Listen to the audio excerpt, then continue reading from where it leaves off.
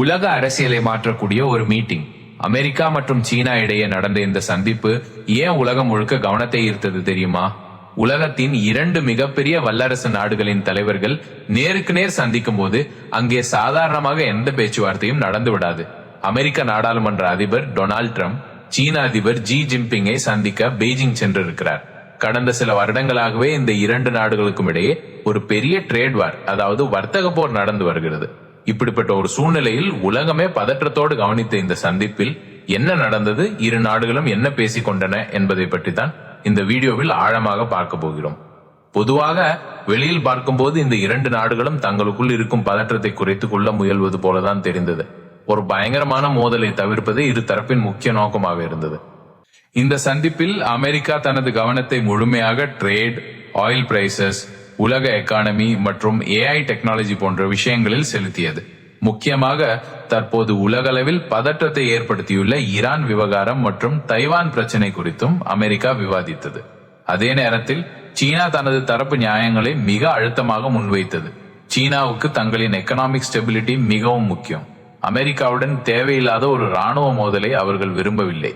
எல்லாவற்றுக்கும் மேலாக middle east பகுதியில் இருந்து தங்களுக்கு வரும் எரிசக்தி இறக்குமதியை பாதுகாக்க வேண்டிய கட்டாயம் சீனாவுக்கு இருக்கிறது. இந்த பேச்சுவார்த்தையில் தைவான் விவகாரம் வந்தபோதுதான் அரங்கம் சூடானது. சீனா அமெரிக்காவுக்கு மிக கடுமையான ஒரு எச்சரிக்கையை விடுத்தது. தைவான் என்பது தங்களின் உள்நாட்டு விவகாரம் என்றும் இதில் அமெரிக்கா தலையிடுவதை ஏற்றுக்கொள்ள முடியாது என்றும் ஜி ஜின்பிங் மிக நேரடியாகவே கூறினார்.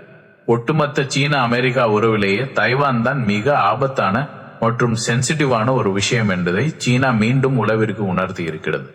அடுத்ததாக இரு தரப்பும் விவாதித்த மிக முக்கியமான விஷயம் ஈரான். அமெரிக்காவை பொறுத்தவரை ஈரான் நாட்டை முழுமையாக கட்டுப்படுத்த வேண்டும், அவர்களின் நியூக்ளியர் வெப்பன்ஸ் திட்டங்களை நிறுத்த வேண்டும் என்பதில் உறுதியாக இருக்கிறது.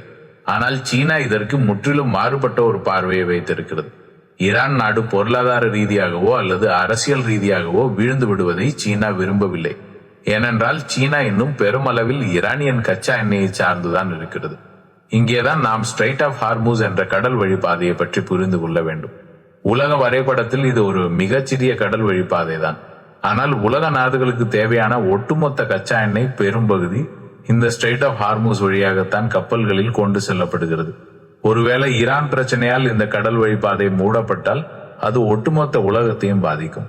ஆயில் பிரைசஸ் உலக அளவில் வரலாறு காணாத அளவிற்கு உயரும். கச்சா எண்ணெய் விலை உயர்ந்தால் அது சாதாரண மனிதனின் அன்றாட வாழ்க்கை செலவு முதல் உலக நாடுகள் அனைத்தின் எக்கானமி வரை எல்லாவற்றையும் தலைவிழாக மாற்றிவிடும். அமெரிக்கா ஏன் இப்போது சீனா மற்றும் ஈரான்